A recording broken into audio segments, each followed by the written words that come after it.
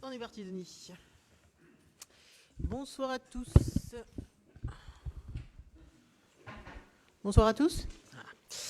Bienvenue pour ce dernier conseil municipal de l'année. Merci à tous de bien avoir voulu avancer l'horaire. Donc je vais faire l'appel. Donc Guitny Aurélie présente, Nathalie Priour, Stéphane Lambert, Monique Dionnet, Gérard Alain, Christine Giraudino, Roger Masson, Constant Chauvet, Isabelle Nicolas, Catherine Lelgouache, Olivier Guillet, Nathalie Bossard, et pas encore arrivé. Yannick Lebihan est absent et a donné pouvoir à Stéphane Lambert. Laurence Renaudino, Anthony Jaunâtre, Samuel Berthelot n'est pas encore arrivé. Thierry Ricci, présent. David Binet, je l'ai vu. Mariette Loira, Christophe Belin, David Rimbert, Delphine Chauvet, Emmanuel Poisblanc, Christine Chevalier, de moi c'est facile, Guy-Luc Fradin, bonsoir Guy-Luc, Fabienne Merceron, Frédéric Hérault, absent, Sandra Ogiras, présente, et nous attendons donc Bruno Clavier qui va arriver. Voilà, exactement. Donc on est en attente aussi de Samuel et de qui c'est que j'ai mis. D'accord, ok, bon.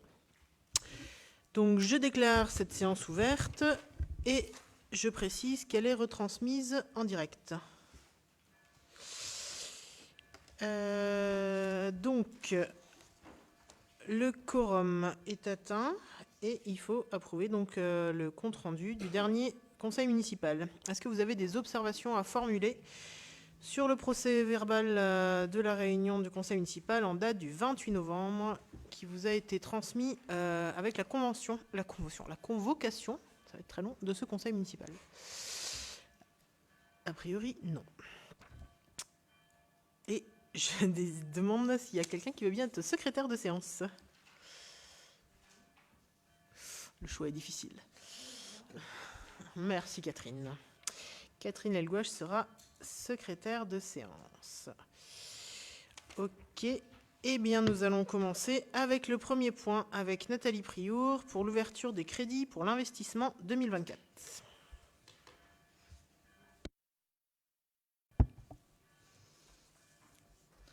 Donc, comme l'année dernière, on va vous demander d'autoriser l'ouverture de crédits d'investissement à hauteur de 25%. Donc, réglementairement, à compter du 1er janvier 2024 et jusqu'au vote des budgets, la commune ne peut procéder au paiement des dépenses d'investissement sans autorisation expresse du conseil municipal, à l'exception des restes à réaliser. Pour permettre aux collectivités de disposer de crédits d'investissement disponibles dès l'ouverture de l'exercice et ainsi procéder au règlement de leurs prestataires, l'article L. 1612-1 du Code général des collectivités territoriales autorise les organes délibérants à accorder à leur exécutif la faculté d'engager, de liquider et de mandater jusqu'à l'adoption du budget primitif les dépenses d'investissement dans la limite du quart des crédits ouverts au budget de l'exercice précédent. Aussi, afin de gérer au mieux les affaires courantes et de réaliser les investissements indispensables au bon fonctionnement des services, il convient, en attendant le vote du budget primitif en mars 2024, d'ouvrir des crédits d'investissement dans une proportion des dépenses d'investissement inscrites en 2023. Donc, il est demandé au conseil municipal d'autoriser l'ouverture de crédits d'investissement à hauteur de 25% des crédits d'investissement ouverts en 2023 au titre des budgets principaux et des budgets annexes.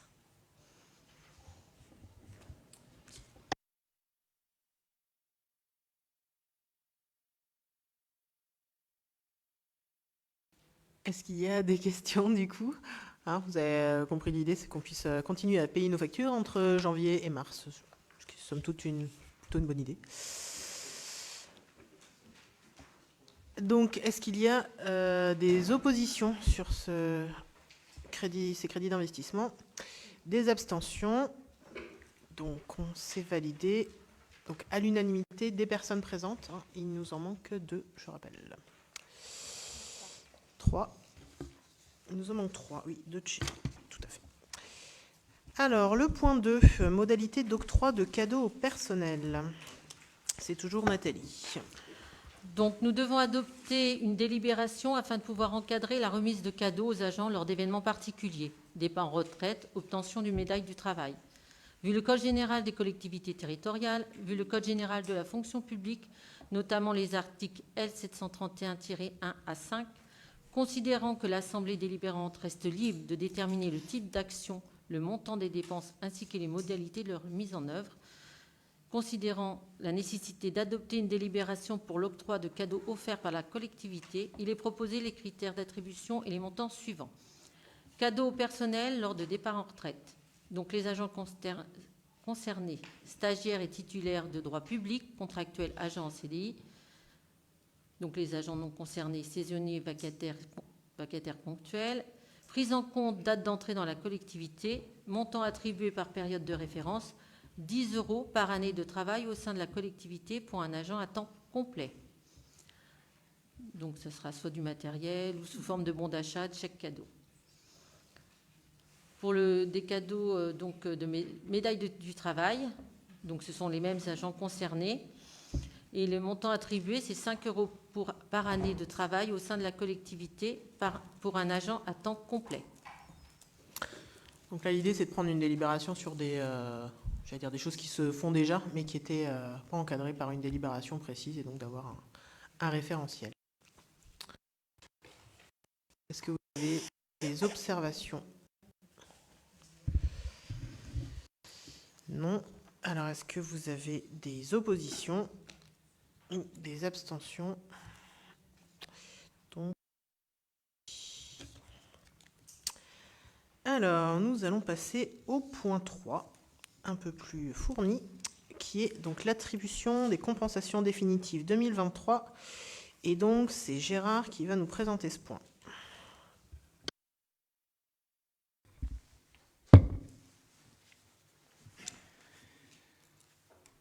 Donc, conformément aux dispositions de l'article 1609 non-I-C du Code général des impôts, la Commission locale d'évaluation des charges transférées, la CLET, est chargée d'évaluer le montant des charges transférées entre les communes et le PCI afin de permettre un juste calcul des attributions de compensation versées par la communauté à ses communes membres. Par délibération du 30 novembre 2022, le Conseil communautaire a arrêté le montant des attributions de compensation provisoires pour 2023. Ces attributions de compensation provisoires doivent désormais être actualisées au regard des comptes financiers uniques de 2022. Dans le cadre de la CLET, du 16 novembre 2023, a arrêté à l'unanimité les montants définis des attributions de compensation à reverser aux communes membres au titre de l'année 2023. Ces attributions de compensation 2023 prennent en compte les évolutions intervenues, à savoir dans la partie fixe des attributions de compensation de fonctionnement. Cette part est identique à 2022 en l'absence de transfert de compétences au 1er janvier 2023 nécessitant un transfert de charge. Dans la partie variable, les attributions de compensation de fonctionnement, donc soit ces attributions de cofinancement aux services communs, à savoir la recherche de financement et assistance au montage de projets, les ressources humaines, la direction des systèmes d'information, un conseiller numérique, les prestations d'hébergement d'infrastructures informatiques et le cofinancement de la coupe régionale de voile. Pour Sainte-Pazanne, on participe à la recherche de financement et assistance du montage du projet et au conseiller numérique. Dans la partie fixe des attributions de compensation d'investissement, cette part est identique en 2022 en l'absence de transfert de compétences au 1er janvier 2023 nécessitant un transfert de charge.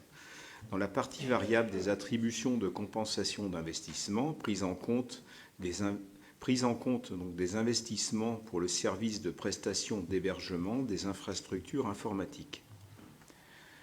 Après l'approbation du rapport CLET par délibération concordante du Conseil communautaire et des conseils municipaux des communes membres, les attributions de compensation des communes seront réajustées à la fin de l'année 2023 au regard des montants définitifs arrêtés par la CLET, tels que définis dans le tableau ci-dessous. Donc vous l'avez aussi d'affiché, ce tableau. Donc, je ne vais pas vous lire tous les montants, mais pour Sainte-Pazanne, donc, nous avions en prévision 337 030 euros, et après l'attribution de compensation définitive en 2023, on aura 337 645 euros. Donc ce budget pour l'agglo des Pays de Retz était en prévisionnel de 8 783 079 et en fin de compte, le coût est de 8 825 557 euros.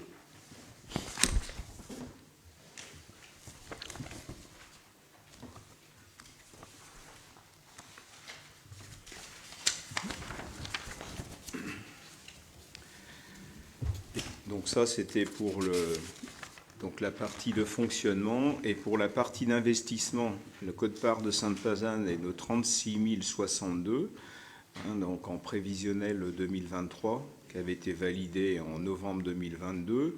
Et en fin de compte, en attribution de compensation d'investissement définitif en 2023, on aura 36 062, qui est équivalent.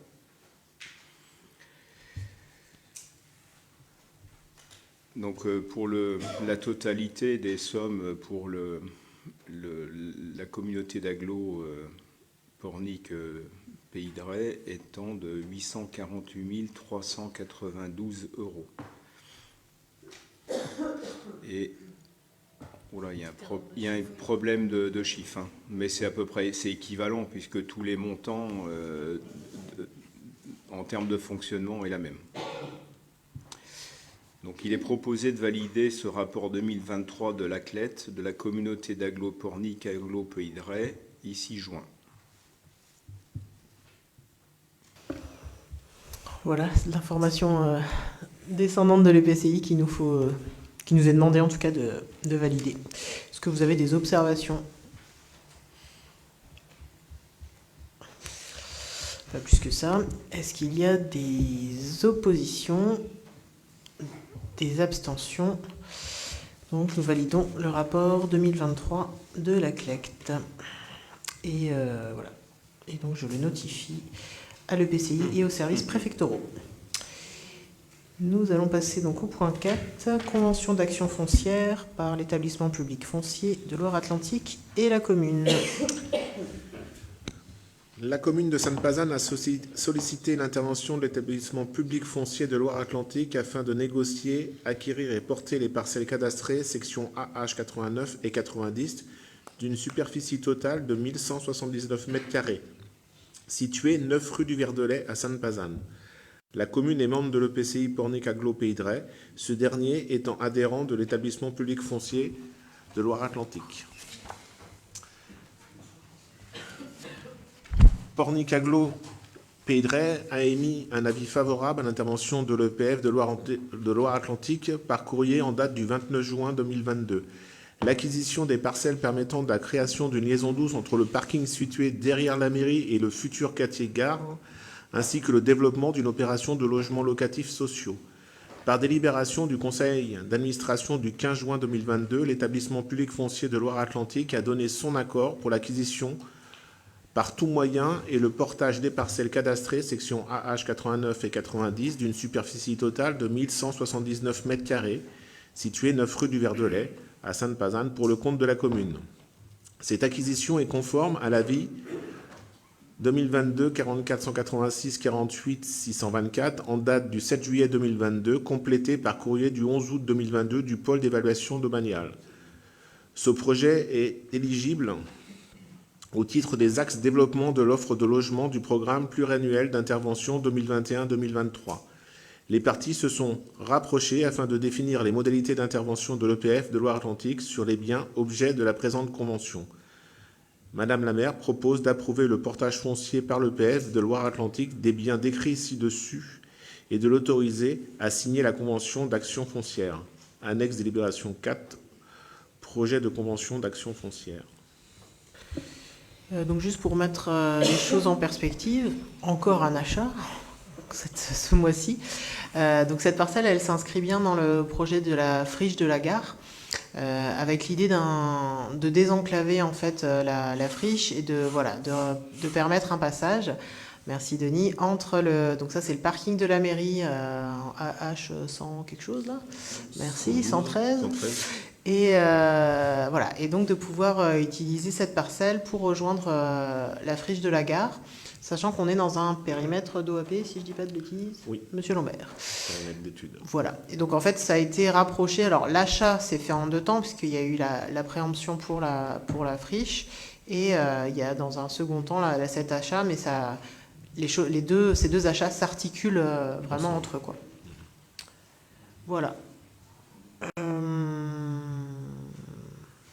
Est-ce qu'il y a des observations?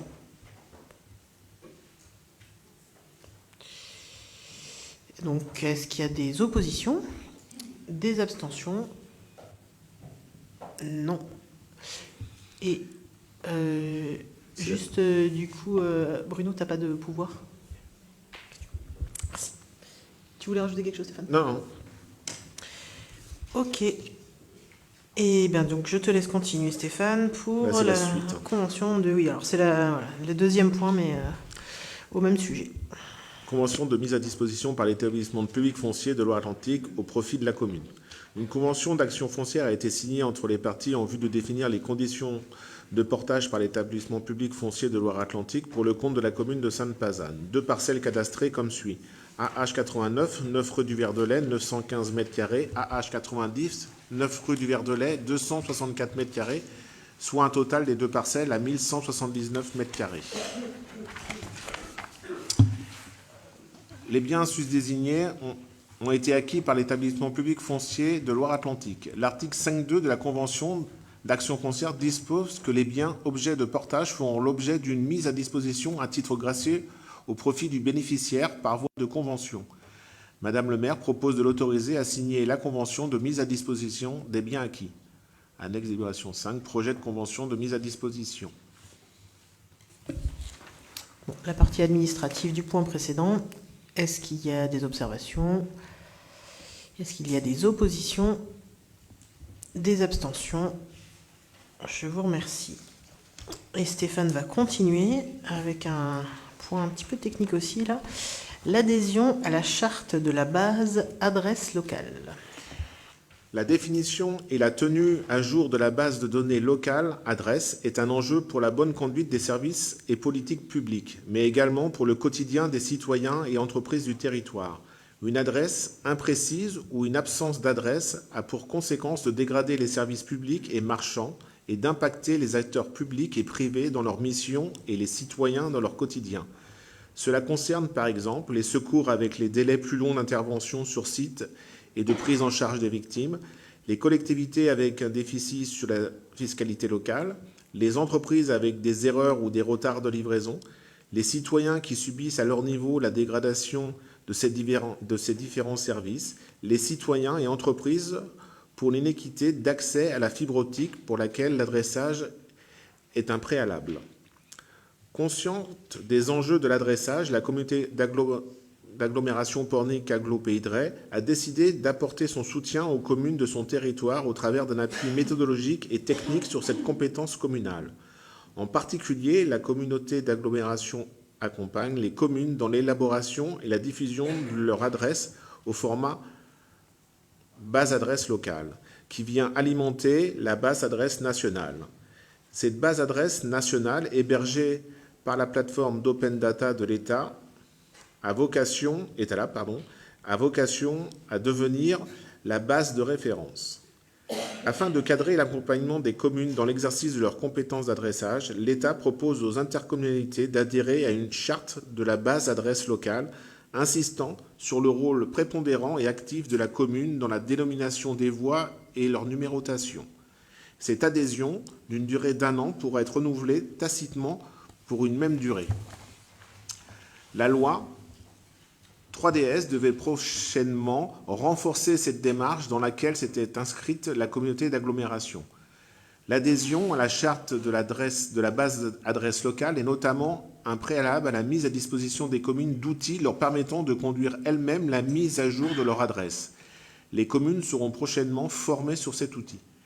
Vu la loi du 7 octobre 2016 pour une République numérique identifiant la base adresse nationale comme l'une des 9 bases de référence jugées essentielles pour conduire les politiques publiques, vu les principes repris dans la charte de la base adresse locale et figurant en annexe, vu la délibération du Conseil communautaire du 31 juillet 2020 portant délégation au Conseil permanent de cette attribution, notamment pour conclure les contrats, conventions, chartes de partenariat avec divers organismes, y compris la collectivité et établissements publics, dans le cadre des politiques communautaires, les avenants aux contrats existants et décidés de toute résiliation.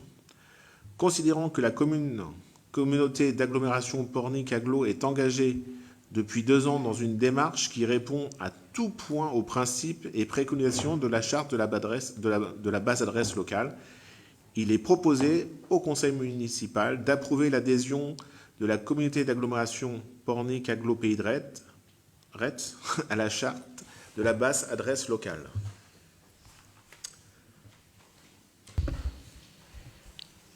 Est-ce que vous êtes toujours là, du coup? Vous avez compris l'idée? On a tous déjà eu affaire à ces mauvaises adresses ou les nouvelles constructions qui ont des adresses, voilà, un petit peu... voilà. Est-ce que vous avez des questions? Ouais. On en a quelques-unes. Alors, enfin, je pense qu'on en connaît chacun à proximité. Voilà, moi j'ai bien un souvenir d'un numéro 25 qui se retrouve à côté du numéro 4 et pas du tout près du numéro 23. Enfin, donc, voilà. Et après, je ne sais pas combien de temps ça va prendre. Après, pour l'instant, c'est voilà, voir un petit peu tout ce qu'il faut mettre en place avant d'être sur d'éventuels changements, parce que qui dit changement d'adresse dit changement auprès de tous les opérateurs. Enfin voilà, hein, c'est assez lourd quand même. Donc voilà, il y avait. Aujourd'hui, vas-y. Aujourd'hui, les adresses, elles sont quand même pas trop mal sur Sainte-Pazanne. Elles ont été, il y a quand même, ça a quand même bien été documenté. Et donc on a quelques petits soucis encore, mais c'est à la marche. Mais pour éviter, typiquement, moi où j'habite, la rue, des fois, ils la trouvent pas, quoi. Voilà. Ça dépend quel GPS ils utilisent, en fait, tout simplement, c'est ça. Ce que tu disais, vas-y. Il y a des gens aussi à Sainte-Pazanne qui ont mis des noms à leur maison. Et en fait, ça correspond pas au numéro. Enfin, il n'y a pas de numéro. C'est vrai que c'est un peu... moi, je vois, par exemple, où j'habitais avant, il y avait l'Orée du Bois, par exemple. Il fallait savoir que c'était dans cette rue-là, quoi. Enfin, voilà, c'est des petites choses comme ça, je pense, qui vont être... Mais je vous invite à aller sur Etalab, hein, justement, ça permet de voir si l'adresse, elle est bien référencée dans la base. Etalab, ouais. C'est donc le site en open data là, du gouvernement c'est un pour vérifier. Est-ce qu'il y a d'autres observations sur ce point? Donc, je vous propose de passer au vote. Est-ce qu'il y a des oppositions, des abstentions? Je vous remercie. Une rétrocession d'espace vert pour le lotissement de l'ASL Bellevue. Alors, merci Denis. Donc, tu nous emmènes, on est donc au-dessus de la coulée verte avec la rue des Ajoncs. C'est ça. Voilà, et donc la rétrocession concerne les différents espaces en rouge. Alors, si tu veux bien commencer à gauche, on a le petit chemin là qui emmène à la coulée verte. Voilà. Ouais. Après, donc, on a une grande parcelle qui relie la rue des Ajoncs à la rue de Bellevue. On a le petit parterre qui est à l'angle. Et puis là-bas, voilà, le triangle où il y a le transformateur EDF, du coup, sur le chemin de Saint-Julien. Ouais. Voilà. J'imagine que vous localisez à peu près tous. Vas-y Stéphane. Le syndic de l'association syndicale libre ASL Bellevue a demandé à transférer à la ville les espaces verts communs du lotissement de Bellevue, afin que les agents communaux gèrent les aménagements de ces espaces. L'entretien de l'ensemble des espaces verts était la création du lotissement. L'entretien de l'ensemble des espaces verts était la création du lotissement en 2001 à la charge de l'association syndicale libre, l'ASL de Bellevue. Les parcelles sont détaillées dans les relevés de propriété jointes en annexe. Il s'agit des parcelles suivantes, cadastrées comme suit. AI 191, 1851 m², AI 202, 40 m², AI 203, 822 m², AI 207, 254 m², AI 247, 113 m². Madame le maire demande au conseil municipal de se prononcer sur cette rétrocession et de l'autoriser à signer l'acte de rétrocession des parcelles subvisées constituant l'emprise des espaces verts du lotissement de l'ASL Bellevue au profit de la commune au prix forfaitaire de 1 €. Alors, est-ce qu'il y a des observations? Oui, Emmanuel. Petite question.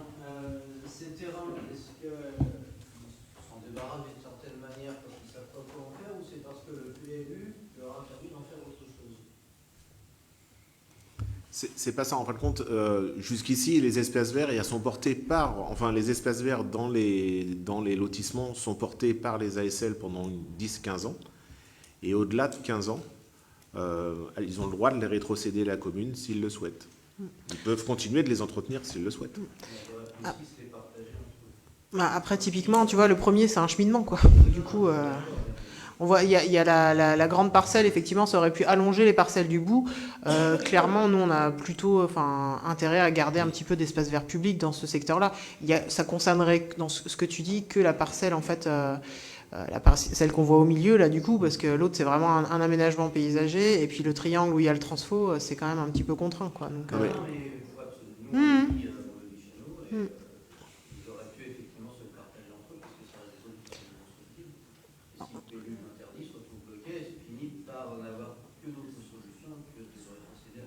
Voilà, c'était leur demande. En tout cas, c'était surtout sur une question d'entretien, quoi. Il n'y avait pas cette question-là. Dans les lotissements, en général, il y a des espaces verts qui sont mis en bien commun. Et par défaut, ils restent en bien commun. Ils sont pas vocation à être divisés aujourd'hui.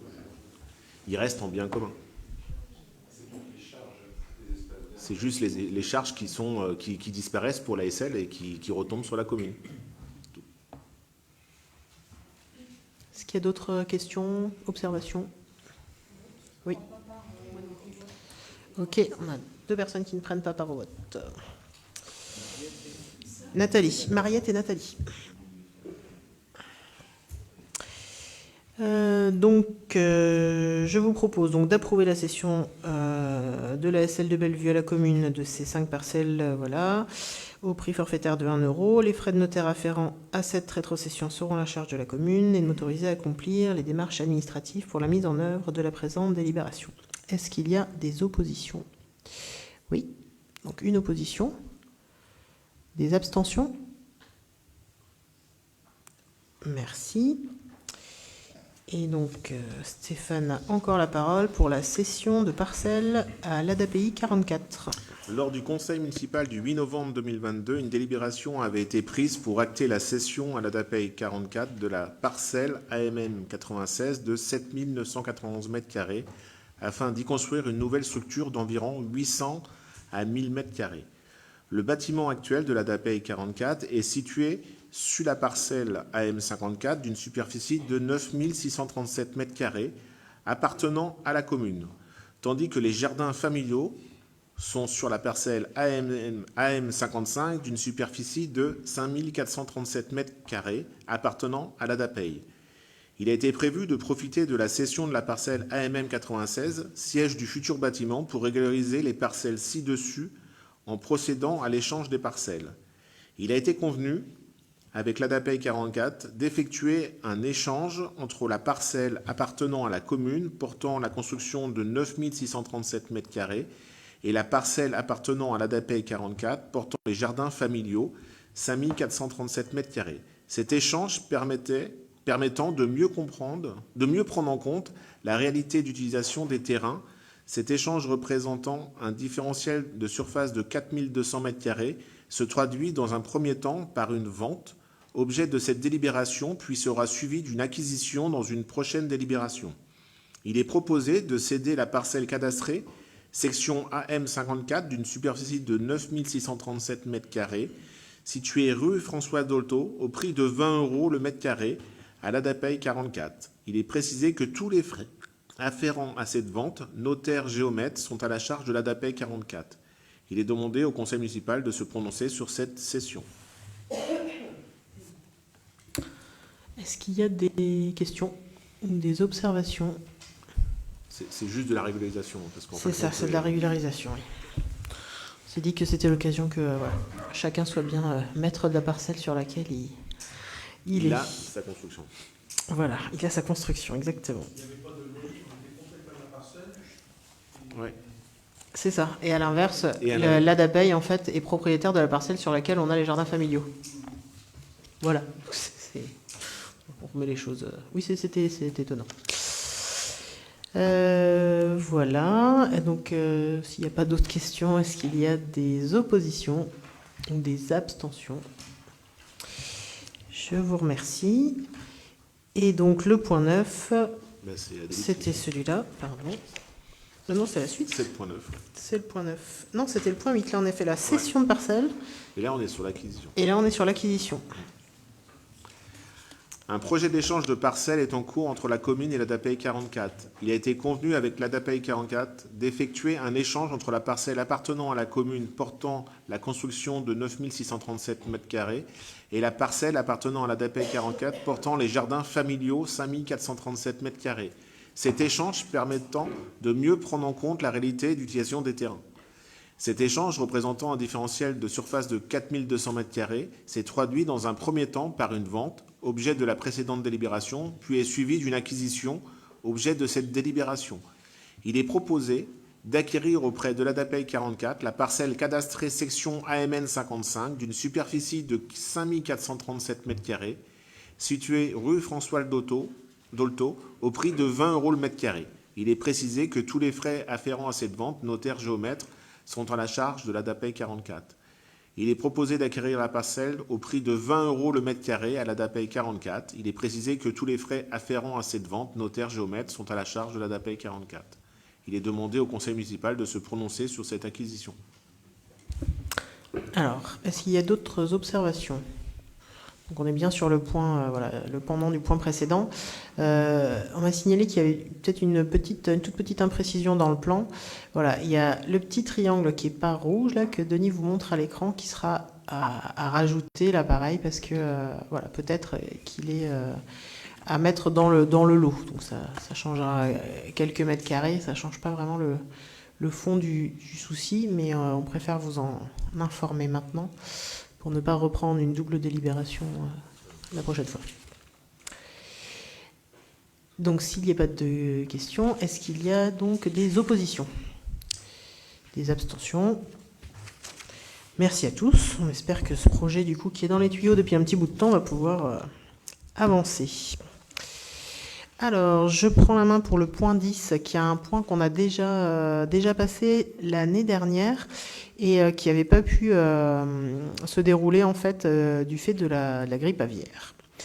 Donc, depuis 2011, en concertation avec la Chambre d'agriculture de Loire-Atlantique, la FNSEA 44, la Fédération des chasseurs et la DDTM, l'association Pollénise, ayant pour objectif la protection sanitaire des végétaux et produits végétaux, anime et organise annuellement des luttes collectives par piégeage sur les communes qui subissent des dégâts dus aux corvidés.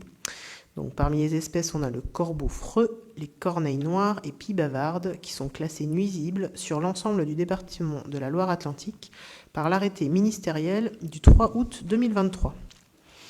Donc, en effet, la présence de ces oiseaux génère de forts risques sanitaires par l'accumulation de fientes, des dommages sur les huisseries et les couvertures, entraîne des dégâts importants sur certains semi-agricoles et sur les couvées de petits gibiers. Ces constats ont amené le réseau Pollénise à organiser une lutte collective par piégeage contre ces oiseaux sur 5 secteurs du département. Ces actions mobilisent chaque année entre 700 et 900 bénévoles, acteurs du monde rural, agriculteurs, élus, chasseurs. La lutte est encadrée par l'arrêté préfectoral numéro 2023 SEE 213 relatif à la lutte collective par piégeage des corvidés pour l'année 2024 sur certaines communes du département, qui détermine le périmètre et la période de lutte. Le périmètre de la lutte est défini après concertation des différents acteurs, Pollénise, la Fédération des chasseurs, la Chambre d'agriculture, la FNSEA et la DDTM. par la localisation des dégâts de corvidés déclarés en 2023, ainsi qu'une logique de rotation annuelle afin de ne pas mettre en danger le renouvellement de la population des corvidés. Donc pour 2024, le périmètre couvre une surface de 191 212 hectares répartis au nord et au sud-Loire. Ce périmètre est divisé en 9 sous-unités afin de réaliser une lutte de 2 à 3 semaines par secteur pendant la période de reproduction des corvidés. La lutte aura lieu du 26 mars au 16 avril 2024 sur le secteur de Sainte-Pazanne. La lutte collective corvidée n'est pas obligatoire. Après concertation entre tous les acteurs, une commune peut choisir de ne pas réaliser la lutte, dégâts faibles ou acceptables. La lutte est précédée de réunions d'organisation par secteur ayant pour objectif d'informer les différents acteurs locaux, mairies, agriculteurs, chasseurs, particuliers, et de mobiliser les bénévoles, constituer les équipes communales de piégeage et définir un site de perception et de réintégration des cages sur chaque secteur. Lors de la dernière réunion, chaque participant se voit remettre une carte de piégeage à présenter à toutes les autorités compétentes pour le contrôle. La répartition du budget total de la campagne est réalisée à partir de la surface communale totale. La répartition entre les différents acteurs locaux est libre. Donc il est proposé de réaliser la lutte collective et de participer à hauteur du total du coût communal, à savoir 1 496 €. Et il est proposé de nommer un élu référent qui sera chargé d'assister aux réunions. Alors, on n'en a pas reparlé, mais c'est vrai qu'on avait bien repensé à David Binet qui s'était proposé l'année dernière. Bon. Merci David. On reprendra le dossier là où on l'avait laissé en plan en 2022. Voilà, exactement, c'est ça. Voilà. Est-ce qu'il y a des questions, des observations? Oui, Emmanuel? Qu'en est-il vraiment des dégâts sur votre commune? Alors au niveau agricole, je ne sais pas si tu as des éléments, David. Essentiellement, les corvidés, c'est des dégâts au semis de printemps.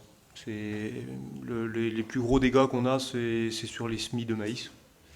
Puisqu'ils viennent, les corvidés attendent que le maïs germe. Et puis en fait, quand le maïs germe et qu'il sort de terre, ils viennent tirer le germon pour aller manger le grain. Donc en fait, ne serait-ce que sur une parcelle de taille tout à fait classique, un couple de corvidés peut, en travaillant de nombreuses heures par jour, faire des dégâts très importants. Et un couple. Donc des fois, ça peut être des dizaines, voire des centaines d'oiseaux sur une parcelle. Donc là, ça peut être très rapide. Voilà. Ça concerne les bestioles du clocher? Alors, je suis pas sûre. Non, les choucas qu'il y a au niveau du clocher, c'est une espèce protégée. Eh oui. Mais voilà, qui font pourtant bien des dégâts aussi. Mais on fait des déclarations de dégâts de choucas tous les ans. Mais les particuliers peuvent faire des déclarations aussi de nuisance de cette espèce, parce que ça pose de plus en plus de problèmes.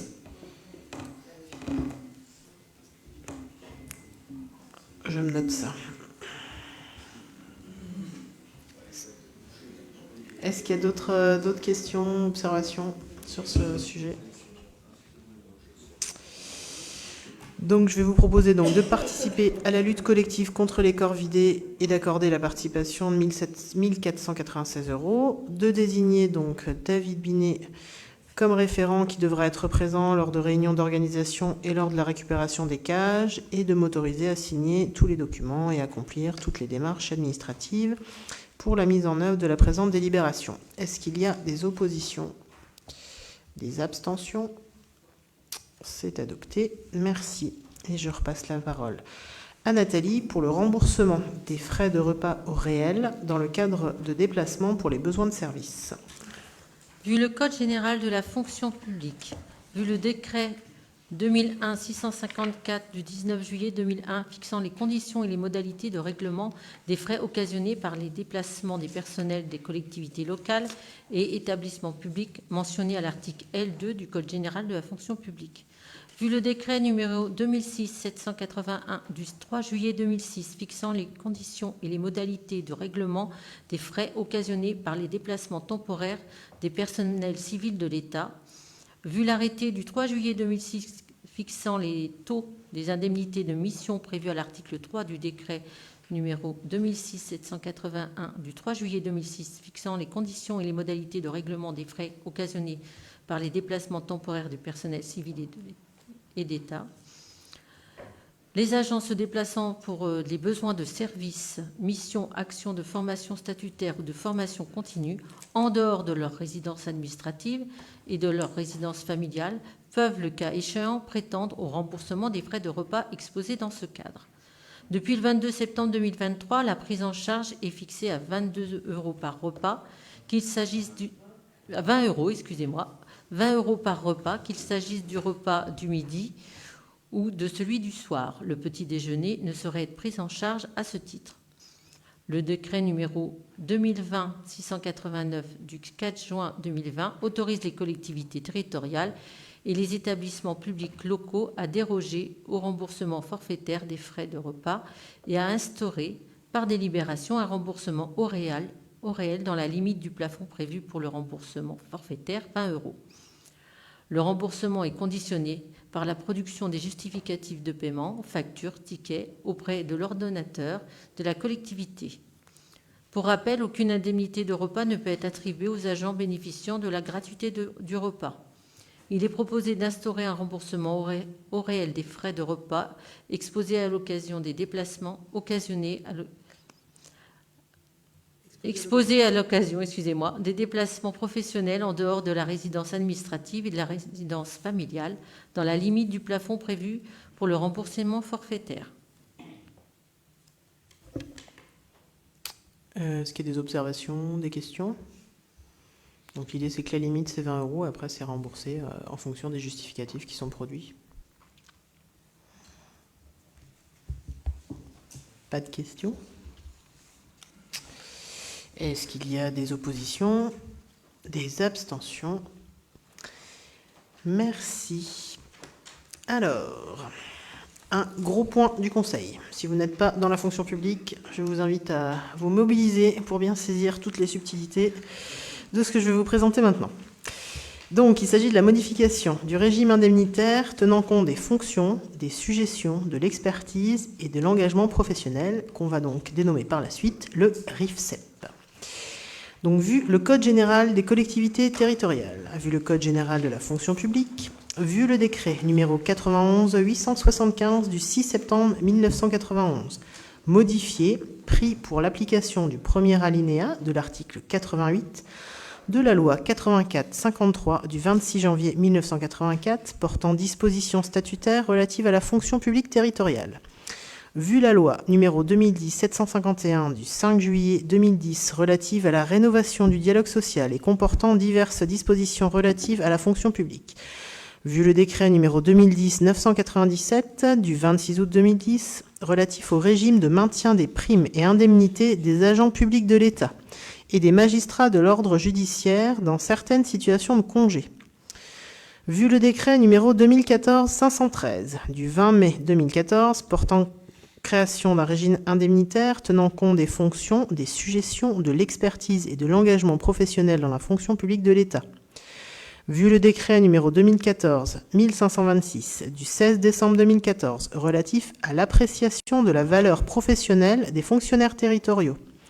Vu le décret numéro 2015-661 modifiant le décret numéro 2014-513 du 20 mai 2014 portant création d'un régime indemnitaire tenant compte des fonctions, des sujétions, de l'expertise et de l'engagement professionnel dans la fonction publique de l'État.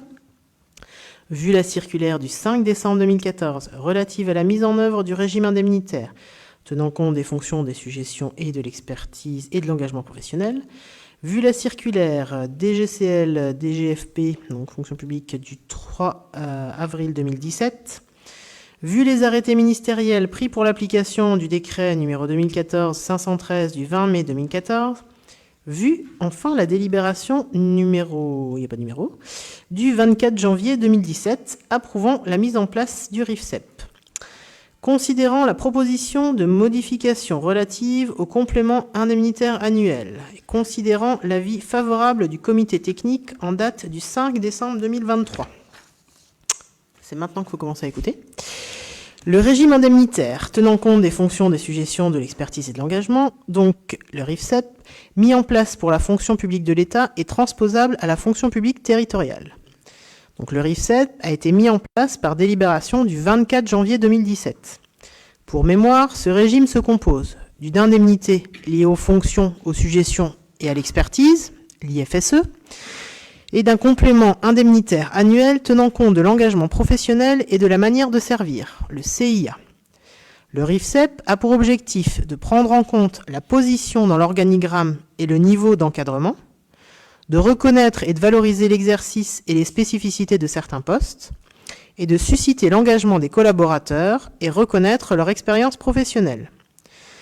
Il convient aujourd'hui de le réviser au regard du contexte d'inflation et de hausse des prix pesant sur le pouvoir d'achat. Ce travail d'actualisation a été élaboré en concertation avec Madame la maire, l'élu en charge des finances, le directeur général des services et la responsable des ressources humaines.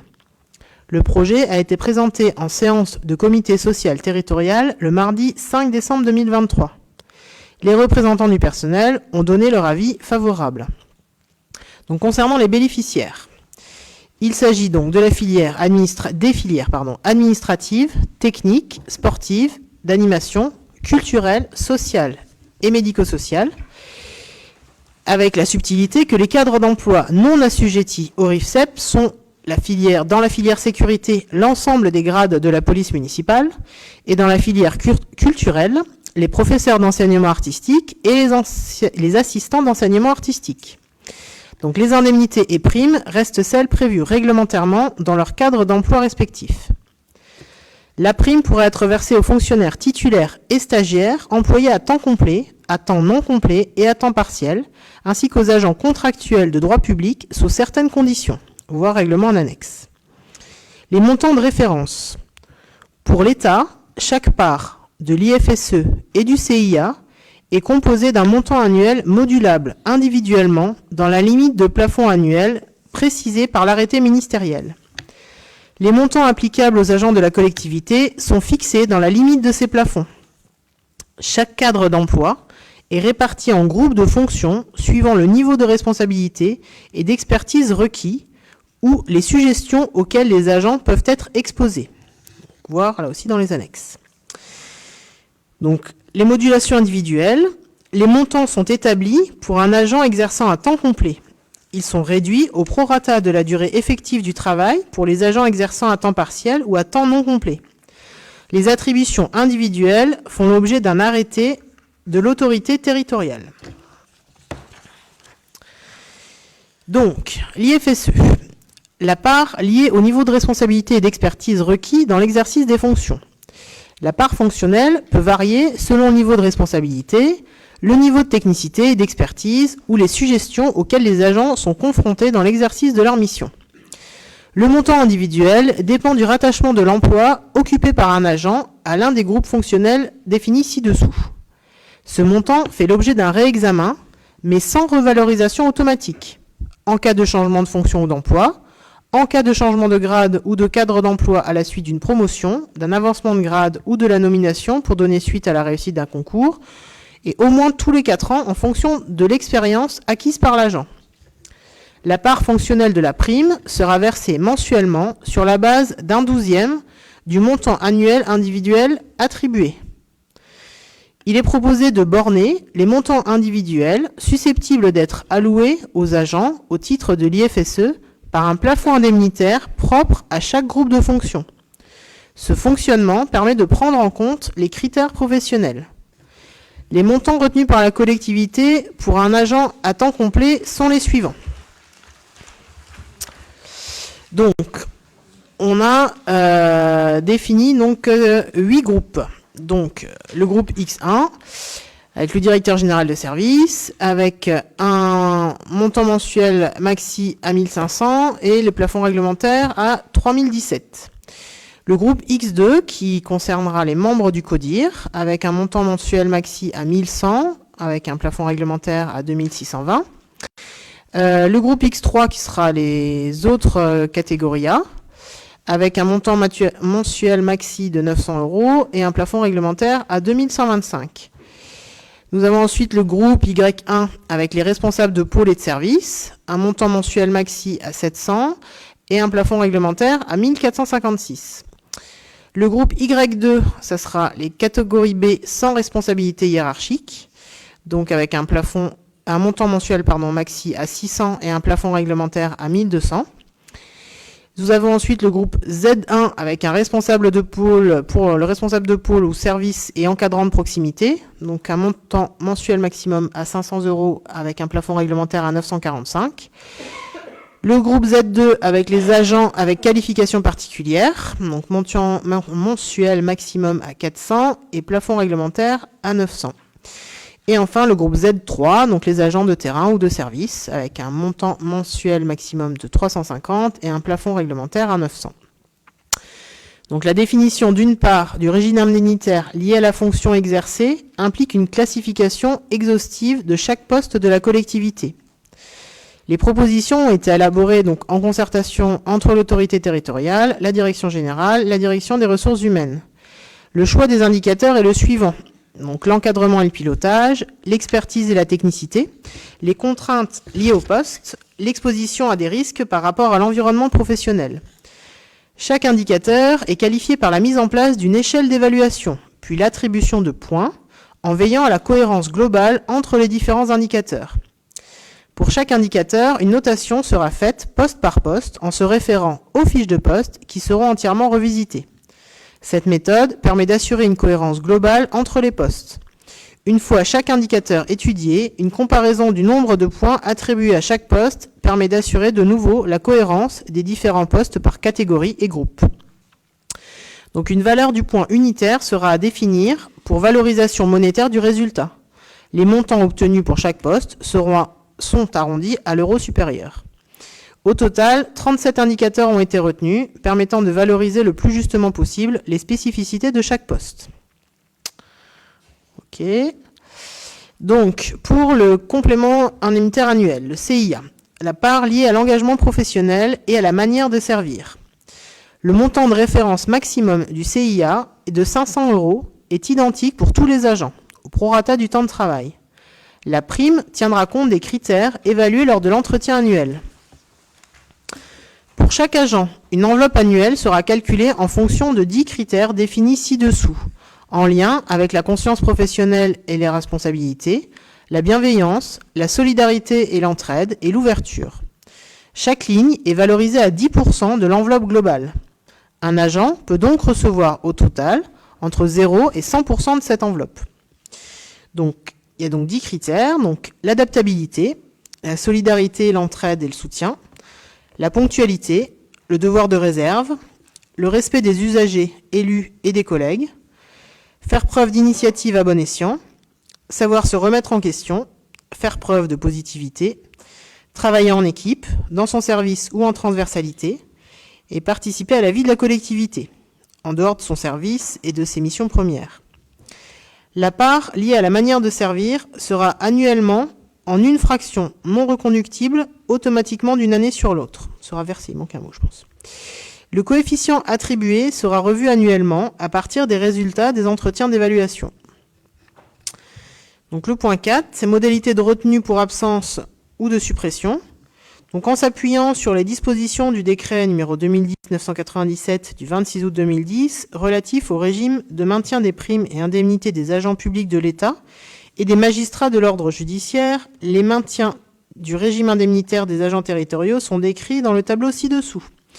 Donc l'IFSE suit le sort du traitement en cas de congé maladie ordinaire, de temps partiel thérapeutique au regard de la durée effective de travail, de toute autre modulation réglementaire du traitement. L'IFSE est maintenu pendant les congés annuels, les congés pour maternité, paternité, accueil de l'enfant ou adoption, la formation professionnelle, le congé de formation syndicale et la décharge de service pour mandat syndical. L'IFSE est suspendu en cas de congé de longue maladie, de congé de longue durée, de congé de grave maladie, de période de préparation au reclassement, de congé de formation professionnelle indemnisé ou non, de congé parental, de suspension ou exclusion temporaire de fonction, de grève, de congé de proche aidant. Lorsque l'agent est placé en... Alors là, je ne l'ai pas. CLM, CLD. congé longue maladie, congé longue durée, j'imagine. À la suite d'une demande présentée au cours d'un congé maladie ordinaire antérieurement accordé, l'IFSE qui lui a été versé durant son congé de maladie lui demeure acquise. Le CIA fera lui l'objet d'un versement annuel au mois de décembre de l'année N. Il ne sera pas versé en cas d'absence discontinue supérieure à 6 mois par an. La délibération numéro 22 du 26 février 2019 relative à la prime annuelle n'est pas remise en cause par la présente délibération. Et donc vous avez en annexe le règlement du RIFSEP. Et je vous écoute pour vos questions, vos observations. C'est pas tout à fait clair? Dis-moi, Laurence. T'as rien à dire? De ce qu'on comprend, c'est bon, Vas-y. ça va avoir un impact sur le pouvoir d'achat de nos agents, des équipes, je pense. Donc on voit qu'il y a toute une construction de la rémunération autour d'une indemnité. Mais en moyenne, on est quoi? Ça vient pondérer leur revenu de quoi? 5%, 10%? Enfin, c'est ça qu'on a du mal à percevoir, en fait. À quel niveau ça va les soutenir ou les aider face à l'inflation? Alors, précisément, tu as raison de mettre ça en perspective parce qu'on a privilégié en fait ce travail sur le RIFSEP par rapport à la prime pouvoir d'achat qui est ponctuelle et qui a été demandée là, sur la fin de l'année.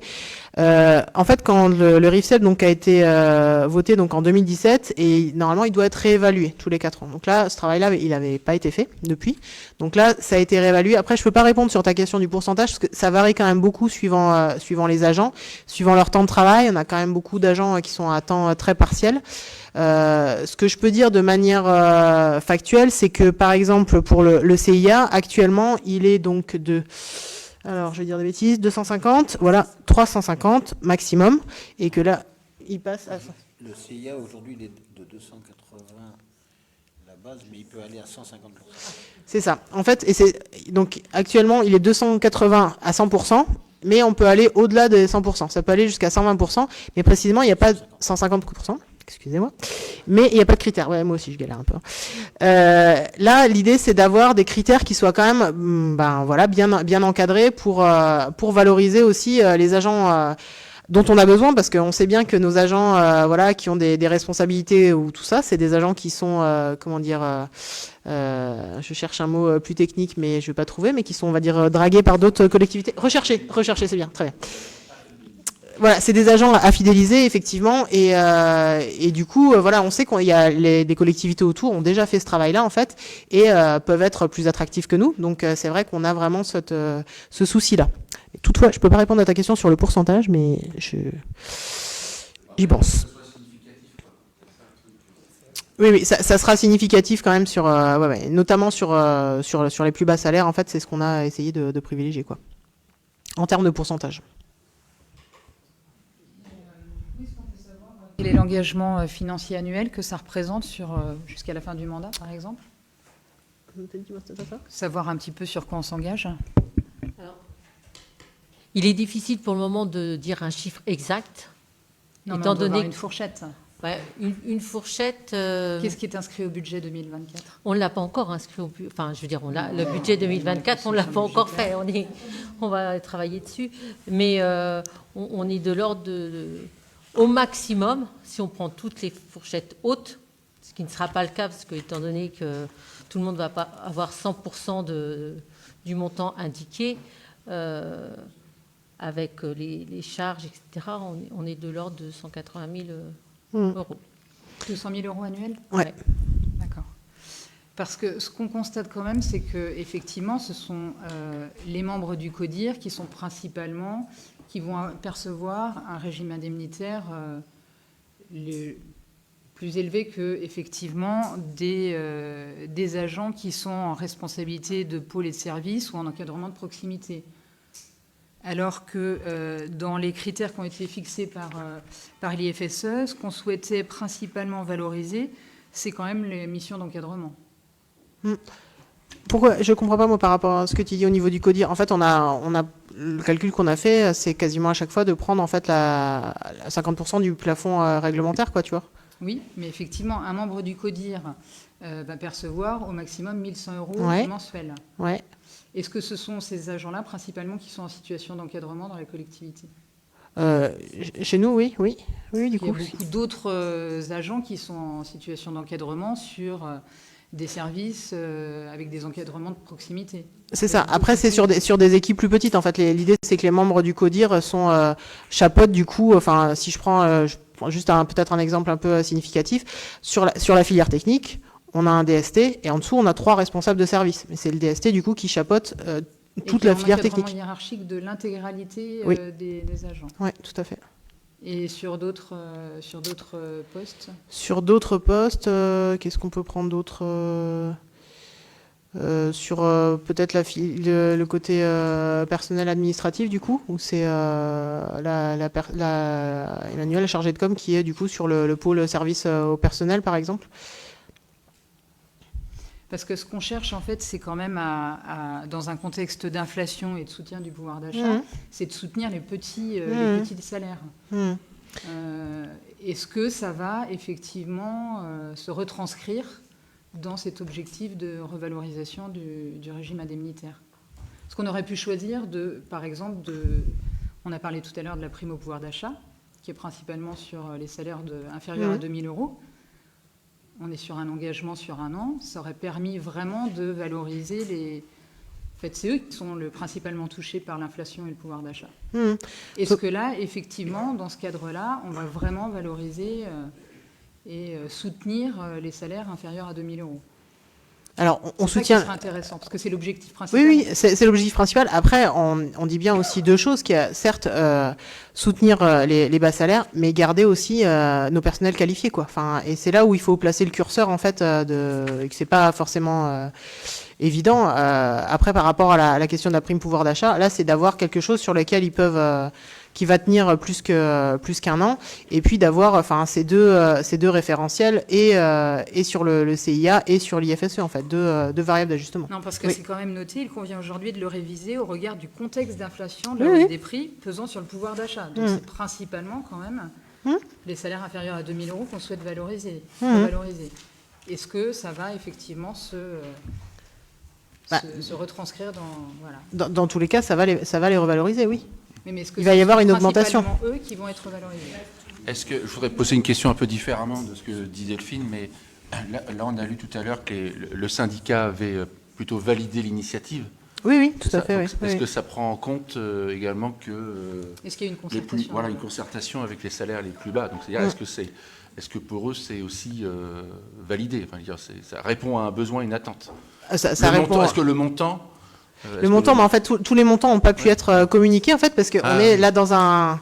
C'est un peu compliqué, parce que pour qu'on puisse communiquer les montants, il faut que ça soit validé en conseil aussi, quoi, en fait. Il faut que la décision, elle puisse être prise. Alors, c'est vrai que ça impacte, du coup, la question de la concertation. Après, c'est aussi le plus grand nombre d'agents, du coup, qui sont sur ces filières basses et qui vont effectivement être valorisés. Je voudrais revenir sur le CIA également, sur la valorisation de la valeur travail. Alors, ce qui m'interpelle un petit peu, c'est qu'on est sur des notions telles que l'adaptabilité, le devoir de réserve, faire preuve de positivité. Alors, j'y reviendrai, mais on est sur des obligations des fonctionnaires. Donc, je veux dire, c'est dans leur statut, on est sur des obligations.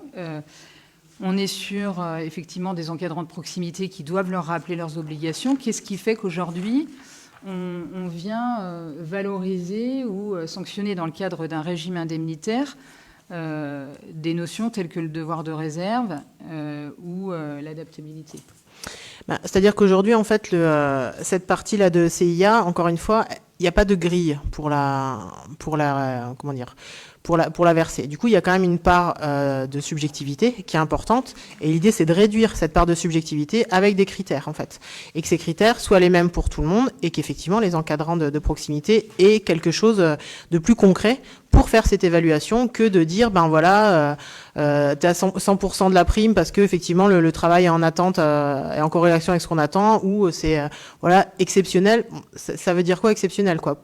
aujourd'hui, il n'y a pas d'outil du tout. Alors, j'entends que l'outil est peut-être imparfait dans ce qui est proposé, mais voilà, on a l'impression qu'il est que c'est surtout déjà mieux. subjectif, c'est-à-dire que faire preuve de positivité, j'ai vu effectivement avoir le sourire au travail.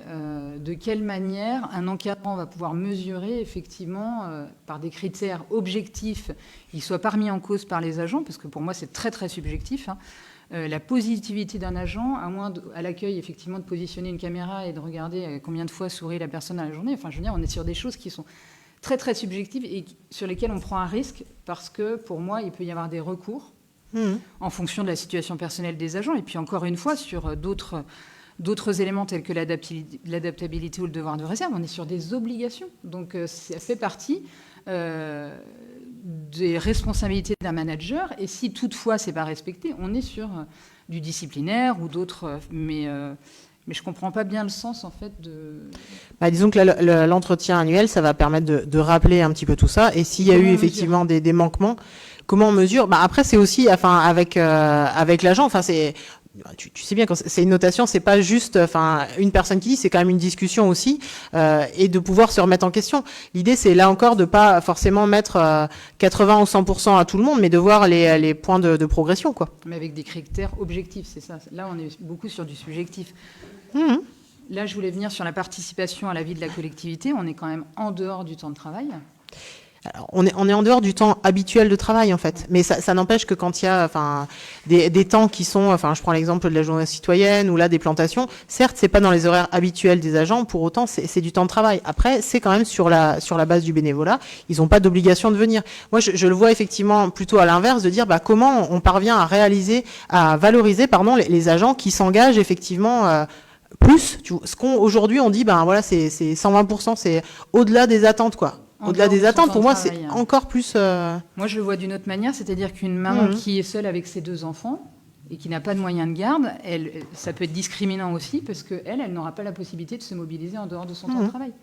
On peut le voir aussi de cette manière-là. Tout à fait, les deux s'entendent. Et moi, je verrais aussi une autre situation où quelqu'un d'extrêmement investi sur sa commune, mais qui n'habite pas Sainte-Pazanne, il va forcément avoir une note mauvaise sur cette partie-là, alors qu'il est très engagé.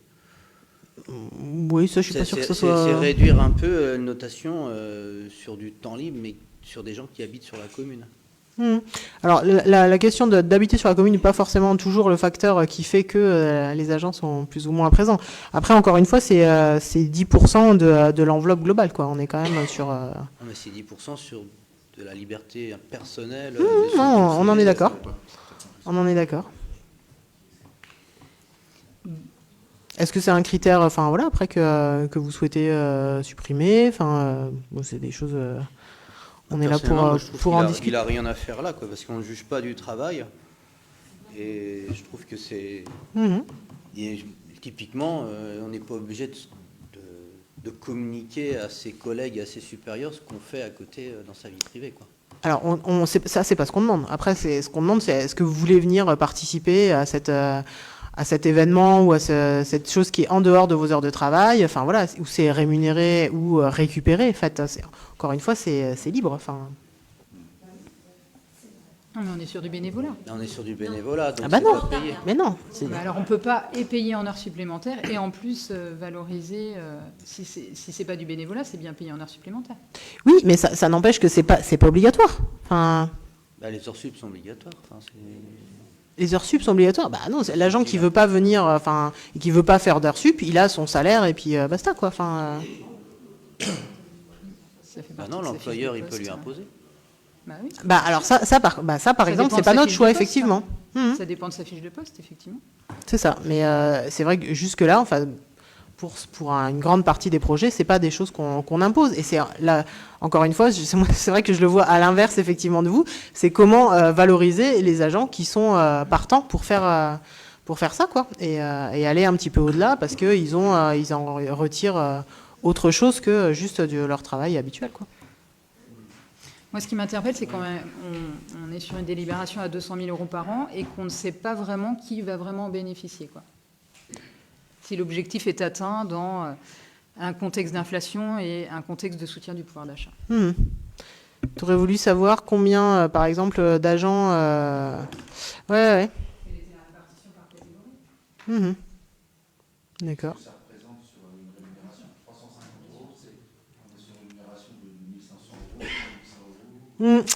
Oui, c'est ça. Mais ça, le problème, c'est qu'il y a tellement de cas particuliers, en fait, qu'il faudrait passer tous les agents en revue, quoi. Sur je prends la dernière catégorie, voilà, entre des agents, voilà, de la restauration scolaire qui bossent pour certains, enfin, voilà, 6 ou 8 heures semaine, et puis d'autres qui sont à 35 heures. Du coup, on a quand même des grandes fourchettes. Il aurait fallu nous présenter, en fait, le montant mensuel maximum aujourd'hui et celui qui est voté aujourd'hui. On aurait pu faire un comparatif entre les deux. Bruno. Oui, juste dans le monde privé, on va dire, dans le monde du travail privé, effectivement, on part plutôt de l'inverse. En fait, on a une enveloppe, et puis après, on la répartit effectivement à tous les personnels suivant ces critères. On fait plutôt l'inverse, quoi. Donc, effectivement, c'est un peu pour répondre à la question. Si on a une enveloppe de 200 000, vous parlez de 200 000, bah, pourquoi pas. Et puis après, on la répartit en fonction de tout ce qu'on a noté comme agent. Là, je pense que le montant réglementaire, enfin, c'est réglementaire du coup de pas forcément, comment dire ça, de pas être sur une enveloppe. De pas fixer l'enveloppe. Bah ouais, c'est ça en fait, que c'est par catégorie, quoi. Ok, c'est surprenant, mais et puis effectivement, le point 10 m'interpelle, enfin le critère 10 là, parce que quand même on touche à la vie privée. C'est un peu surprenant de noter finalement des collaborateurs sur quelque part une compétence, entre guillemets, ou un savoir-faire qui touche finalement plus sa vie privée que sa vie professionnelle, quoi. Donc je trouve ça un petit peu limite. Pour le reste, pour être sûr de comprendre comment ça se passait avant, parce qu'on a l'impression qu'on est en train d'élaborer une nouvelle convention collective dans la collectivité, là. Alors, c'est pas tout à fait une convention collective, mais c'est effectivement les critères d'évaluation. Je pense que les critères d'évaluation, ils sont quand même variables aussi, là aussi, d'une entreprise à une autre. Et jusque-là, effectivement, moi, vous imaginez bien que je prends ce qui existait. Et ce qui existait, c'est un petit tableau donc, qui varie de 20, je dirais, 20 à 105, de 0 à 150%, en fait. D'accord, et sans critères d'évaluation, quoi. Donc c'est déjà du mieux. Ok. C'est du mieux, mais c'est imparfait et qui peut être... Après, je me posais la question comment, sur les critères, enfin j'imagine quand même des critères à un moment donné d'expertise. Alors, je crois qu'il y a un critère expertise, il y a quand même un critère expertise dans l'IFSE, c'est ça, non? C'est ça. Et surtout aussi comment évaluer finalement la prise de responsabilité ou la responsabilité, enfin quelque part, ce qui fait souvent... on va dire, le salaire ou la prime, c'est aussi une notion d'importance de responsabilité dans la communauté. Et est-ce que ce critère entre en ligne de compte quelque part? Ça, en fait, il rentre en compte de base dans la classification initiale, quoi. Parce que suivant, du coup, les responsabilités, tu vois, les agents avec qualification particulière, les responsables de pôle, c'est cette classification-là, quoi. Enfin, si directement les groupes, en fait. Voilà, dans les groupes.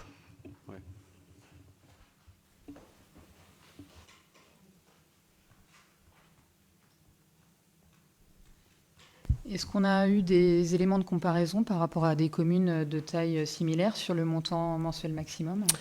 Oui, tout à fait, on a eu ça. Moi, j'ai regardé un petit peu, on est plutôt sur des montants qui sont accordés sur des communes entre 20 et 40 000 habitants, sur le montant maximum, ce que j'ai pu regarder.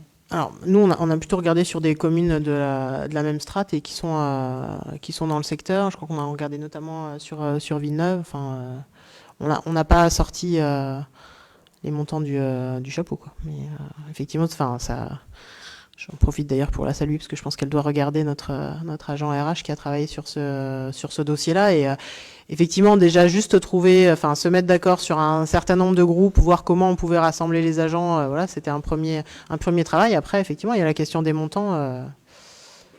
Je l'entends.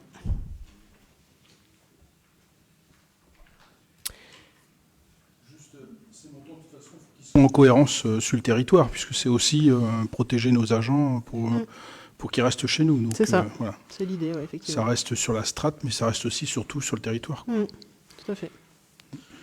Tout à fait. Alors, est-ce que vous souhaitez du coup qu'on amende, au moins sur le 10e point, peut-être, Juste une question, ouais. Ce budget-là, on ne sait pas trop à peu près combien il est cette année. Est-ce que l'année prochaine, on a des moyens de l'évaluer, de savoir si on peut le réduire, si on trouve que ça va trop loin, ou est-ce qu'il y a des moyens d'agir sur ce montant, ou ça sera un peu la loterie tous les ans? Alors la loterie non, mais par contre le réduire, ça risque d'être compliqué. Après, encore une fois, l'évaluation elle est bien tous les ans, mais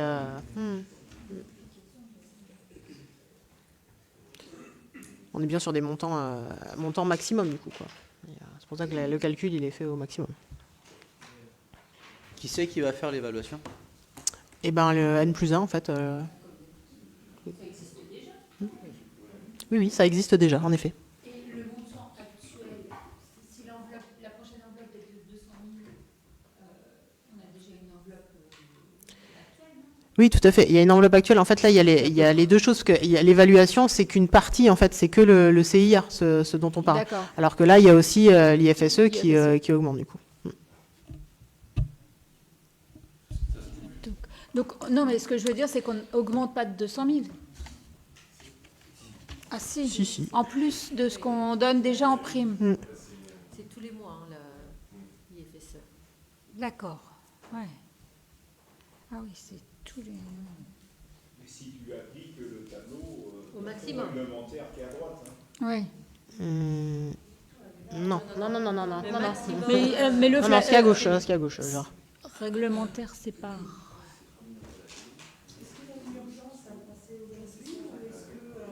Parce que le plafond réglementaire, il est annuel. Le 1er janvier 2024, on est déjà en retard.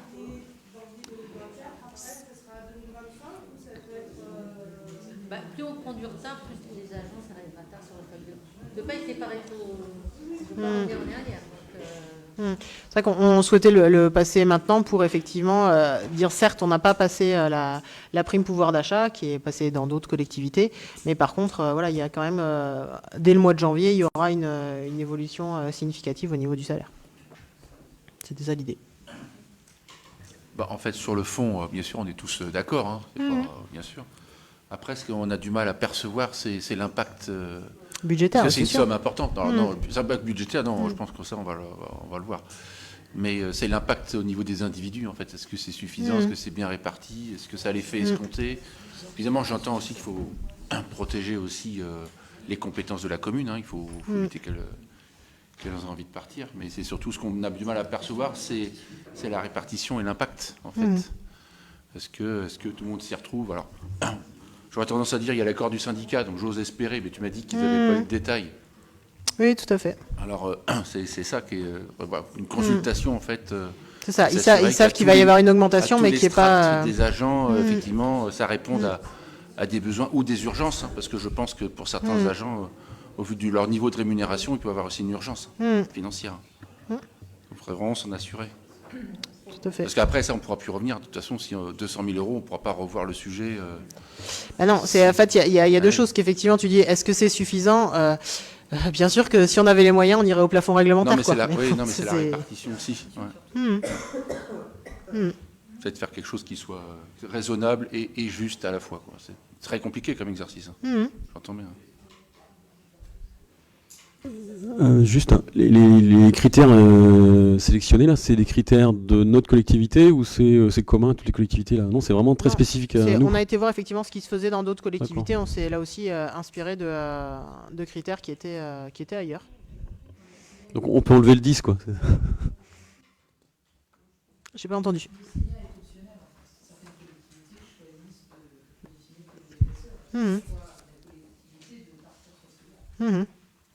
C'est la part facultative en fait. Dans le salaire, il y a la part principale et dans la part facultative, il y a l'IFSE et le CIA qui composent du coup le régime indemnitaire.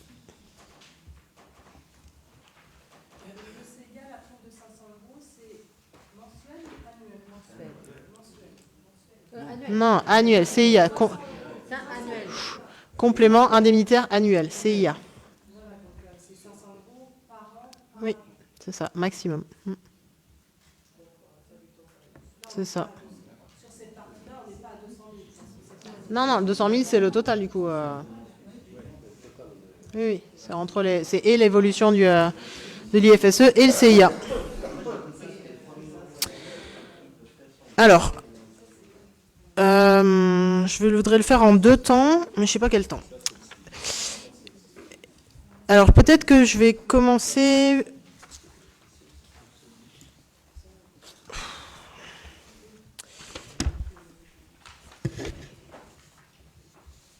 Donc, le vote, il concerne donc le règlement du RIFSET, donc la prime de fonction de suggestion d'expertise d'engagement professionnel, versée selon les modalités définies ci-dessus à partir du 1er janvier 2024. Donc, c'est la question des modalités. Est-ce que vous souhaitez qu'on enlève du coup le point 10, participation à la vie de la collectivité? Est-ce qu'il y a... donc, est-ce que vous le souhaitez? Oui, non, peut-être. La délibération, c'est pas une délibération, mais est-ce qu'on enlève cette partie-là? Est-ce qu'il y a des personnes qui sont favorables à ce qu'on enlève la participation à la vie de la collectivité? Est-ce qu'il y a des personnes qui sont favorables à enlever cette partie-là? Allez, c'est parti. 1, 2, 3, 4, 5, 6, 7, 8, 9, 10, 11, 12, 13, 14, 15, 16, que tu as 2 voix, toi. Ok. Donc, en enlevant ce point 10... est-ce que on adopte, donc par rapport à cette délibération, donc est-ce qu'il y a des oppositions à ce qu'on adopte cette délibération en l'état? Des oppositions. Sans le point 10. Sans le point 10, on est d'accord. C'est pour ça, je ne savais pas trop dans quel ordre de voter, mais on enlève le point 10 et après on vote. Donc, il n'y a pas d'opposition. Est-ce qu'il y a des abstentions? Et non pas parce que je pense, mais parce que je n'ai pas suffisamment de visibilité sur qui va réellement bénéficier. Pas de problème. On regarde l'objectif premier, qui est la lutte contre les bas salaires. On est d'accord. Donc, une abstention. Donc, cette délibération est adoptée. Et donc, je salue tous les agents qui attendaient voilà, beaucoup de ce point. Alors, donc, je reviens en arrière un tout petit peu sur cette délibération, puisque vous avez noté que dans les personnes qui n'étaient pas bénéficiaires en fait de ça, il y avait notamment les professeurs et les assistants d'enseignement artistique, donc c'est-à-dire tous nos agents de l'école de musique. Donc on en arrive au point 13, qui est la mise en place de l'indemnité de suivi et d'orientation des élèves. Alors, on a à nouveau quelques petits codes. Donc, vu le Code général des collectivités territoriales, vu le Code général de la fonction publique, vu le décret numéro 93-55 du 15 janvier 1993, instituant une indemnité de suivi et d'orientation des élèves en faveur des personnels enseignants du second degré, vu le décret numéro 2023-627 du 19 juillet 2023 portant création d'une part fonctionnelle au sein de l'indemnité de suivi et d'orientation des élèves et de l'indemnité de suivi et d'accompagnement des élèves. Vu l'arrêté du 19 juillet 2023 fixant les montants de l'indemnité de suivi et d'orientation des élèves et de l'indemnité de suivi et d'accompagnement des élèves et précisant les missions ouvrant droit à la part fonctionnelle de ces deux indemnités. Considérant l'avis favorable du comité technique en date du 5 décembre 2023, il est proposé la mise en place de l'ISOE, l'indemnité de suivi et d'orientation des élèves, pour les assistants d'enseignement artistique qui ne peuvent bénéficier ni de l'IFSE, ni du CIA, ni de la part complémentaire de l'IFSE, prime annuelle versée en juin et novembre. Les montants ont été présentés en séance de comité social territorial le mardi 5 décembre 2023. Les représentants du personnel ont donné leur avis favorable. Donc, les bénéficiaires de l'indemnité de suivi et d'orientation des élèves alloués aux professeurs et assistants d'enseignement sont les agents titulaires, stagiaires et contractuels relevant des cadres d'emploi suivants, donc les professeurs d'enseignement artistique et les assistants d'enseignement artistique. Donc, le montant de référence, l'ISOE comprend une part fixe et une part modulable. Le taux de l'ISOE est indexé sur la valeur du point de la fonction publique. La part fixe est liée à l'exercice effectif de fonctions enseignantes et en particulier le suivi individuel et l'évolution des élèves. Son montant annuel actuel est de 2 550 €. La part modulable est liée à des tâches de coordination dans le suivi et l'orientation des élèves. Au 1er juillet 2023, son montant annuel est de 1 497,64 €. Elles évoluent avec l'indice 100 de la fonction publique. Ces deux montants cumulés et versés mensuellement s'élèveraient au maximum à 337,32 €. Pour les enseignants à temps partiel ou à temps non complet, l'ISOE est versée en proportion à la quotité de travail. Donc, modalité de retenue pour absence ou de suppression, l'ISOE suit le sort du traitement en cas de congé de maladie ordinaire, de temps partiel thérapeutique au regard de la durée effective de travail, de toute autre modulation réglementaire du traitement. L'ISOE est maintenu pendant... Alors, oui, on fait la suite. Pendant les congés annuels, les congés maternité, paternité, d'accueil de l'enfant et pour adoption, la formation professionnelle, le congé de formation syndicale, la décharge de service pour mandat syndical. L'ISOE est suspendu en cas de congé de longue maladie, de congé de longue durée, de grave maladie, période de reclassement, de préparation au reclassement, de congé de formation professionnelle, indemnisé ou non, de congé parental, de suspension ou d'exclusion temporaire de fonction pour grève, congé de proche aidant. Donc, lorsque l'agent est placé en congé longue maladie ou congé longue durée à la suite d'une demande présentée au cours d'un congé maladie ordinaire antérieurement accordé, l'ISOE qui lui a été versée durant son congé maladie lui demeure acquise. Donc, c'est les mêmes règles d'attribution que la catégorie précédente. Est-ce qu'il y a des questions ou des observations sur ce régime particulier donc pour les enseignants?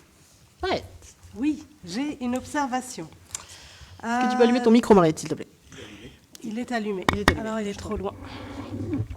Donc, on dit bien que les deux montants cumulés, donc la part fixe et la part modulable, sont de 337 € pour les professeurs de l'école de musique. Quand on regarde le tableau précédent, sur un agent de terrain ou de service, on est à 350 €.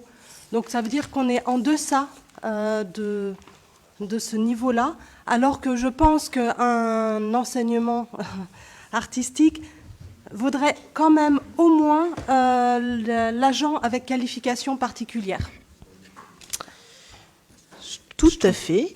Et je pense qu'il ne rentre pas donc, dans le tableau justement d'avant. C'est bien notre problème. Oui, il ne rentre pas, mais ça veut dire que parce qu'il ne rentre pas dans le tableau d'avant, ils sont plafonnés à 337. C'est-à-dire qu'avec le niveau d'études et de qualification qu'ils ont d'expertise, ils sont plus bas que les plus bas. Et je trouve ça pas juste. Et je trouverais plus juste de les valoriser au moins à minima comme les agents ayant un peu d'expertise. Là, voilà, donc c'est la catégorie Z2, agents avec qualification particulière. On est tout à fait d'accord avec toi, Mariette, sauf qu'en fait, pour les Z3, on a un montant de référence qu'on n'a pas pour l'ISOE, en fait. Donc, on ne peut pas, en fait, aller au-delà de ça. C'est pas un choix qu'on a fait, c'est en fait les textes qui nous orientent vers ça. Et on sera sans doute, je ne sais pas si je peux m'engager là-dessus, amené à prendre une autre délibération pour voir comment on peut accompagner effectivement la revalorisation des salaires des assistants d'enseignement artistique qui, pour le coup, ne sont effectivement pas revalorisés avec ce système. Voilà, et donc ça, c'est en attendant de trouver mieux pour qu'ils aient une revalorisation qui soit au moins équitable vis-à-vis de leurs collègues, quoi. On en est d'accord. Ok. On en est d'accord. On est d'accord, voilà. C'est un souci global là-dessus. Alors, donc, est-ce qu'il y a d'autres questions, observations? Aucune. Donc, je vous propose de délibérer donc, sur l'attribution de l'ISOE aux agents titulaires, stagiaires et contractuels, relevant des cadres d'emploi suivants, professeurs d'enseignement artistique et des assistants d'enseignement artistique, de m'autoriser à fixer par arrêté individuel l'attribution pour chaque agent au titre de l'ISOE dans le respect des principes définis ci-dessus et précise que les crédits nécessaires sont inscrits au budget. Est-ce qu'il y a des oppositions pour les assistants d'enseignement artistique? Donc, pas d'opposition, des abstentions? Un peu plus. Donc, c'est adopté et effectivement, on en sera sans doute amené à en reparler. Et nous allons passer donc à la modification du tableau des effectifs avec Nathalie. Article L313-1 du Code général de la fonction publique, les emplois de chaque collectivité ou établissement sont créés par l'organe délibérant de la collectivité ou de l'établissement. Il appartient donc au conseil municipal de fixer l'effectif des emplois nécessaires au fonctionnement des services. Il convient de créer un poste d'adjoint technique à raison de 35 heures hebdomadaires affecté au service bâtiment. L'agent sera chargé des travaux d'entretien dans plusieurs corps de métier du bâtiment, maçonnerie, carrelage, plomberie, peinture. de la préparation des manifestations et du nettoyage des salles polyvalentes. Le travail est actuellement effectué par un contractuel. Les heures se pérennisant, il convient de créer un poste permanent.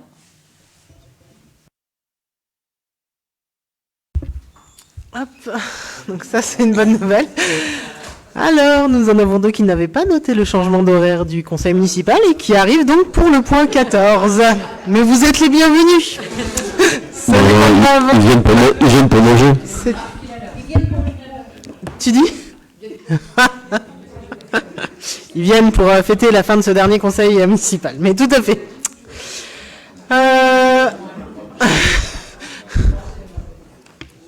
Voilà. Petit moment de flottement pour les Pazenais qui nous regardent ou qui nous regarderont. Donc on était sur le point 14, la modification du tableau des effectifs. Vous allez pouvoir prendre part au vote malgré tout. Et la délibération consistait donc à créer un poste d'adjoint à temps complet affecté au service bâtiment. Vous savez que notre service bâtiment, il est un petit peu en sous-effectif. Voilà, c'est un peu compliqué, donc c'est quand même plutôt une bonne nouvelle et de créer un poste et d'avoir un agent pour occuper ce poste. Est-ce qu'il y a donc des questions? Une question Manuel? Est-ce que ce poste titulaire va lui être proposé ou lui qui fait déjà le travail? Oui, effectivement, c'est comme ça que ça va se passer. Voilà.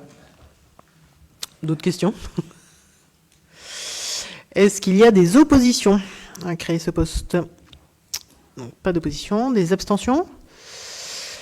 Ce poste est créé. Formidable.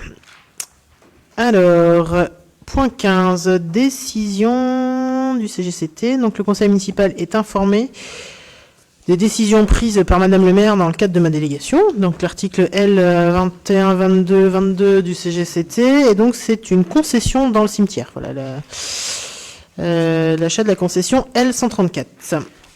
Et on passe ensuite au droit de préemption urbain, donc qui est la renonciation de la commune à acheter les immeubles suivants. Parce que même si on a l'impression d'en acheter beaucoup, on n'achète pas tout quand même. Donc, nous sommes rue Sainte-Anne sur la parcelle AK 501. Ok. On passe au 15 avenue de la Source, la parcelle AI 82. La parcelle ensuite 15 avenue du Général de Gaulle, la parcelle AH 64-65, avec une petite parcelle à côté. Ensuite, le 8 rue des Hirondelles, la parcelle AD 80. 1 rue de la Feuillette, la parcelle YM 282. On est Malessard. On revient au centre avec le 34 rue du Ballon. Les parcelles AL 413 et 414, la petite bande à côté. Et le 15 impasse de la Dauloire, la parcelle AA 372, c'est au Malessard aussi, si je ne dis pas de bêtises. Voilà. Et on passe on arrive au point 16, questions diverses, s'il y a des questions. Et sinon, donc dans les dates à retenir, donc les prochains rendez-vous festifs pour terminer l'année, le samedi 23 décembre, manège, balade en calèche et visite du Père Noël, place du marché, on remercie le comité des fêtes. Et la Maison citoyenne organise un réveillon solidaire qui se tiendra à la salle de l'Escale. Voilà, les réservations sont possibles avant le 15 décembre.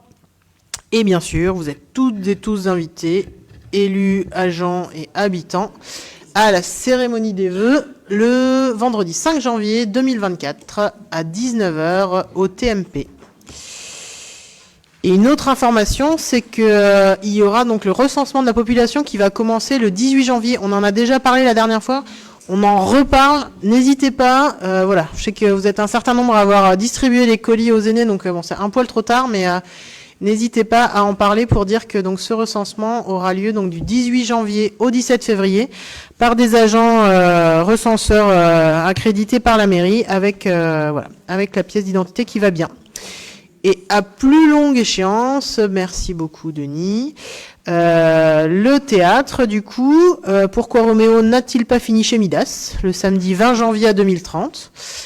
Et la journée citoyenne 2024, donc toutes les idées là de chantier à faire sur l'espace public sont les bienvenues. Jusqu'au 20 janvier 2024, il y a des boîtes chez les commerçants qui sont là pour accueillir et recueillir du coup toutes vos idées. Voilà, l'ordre du jour étant épuisé, je vous remercie pour votre présence et je déclare la séance clôturée. Merci à tous. Merci Denis.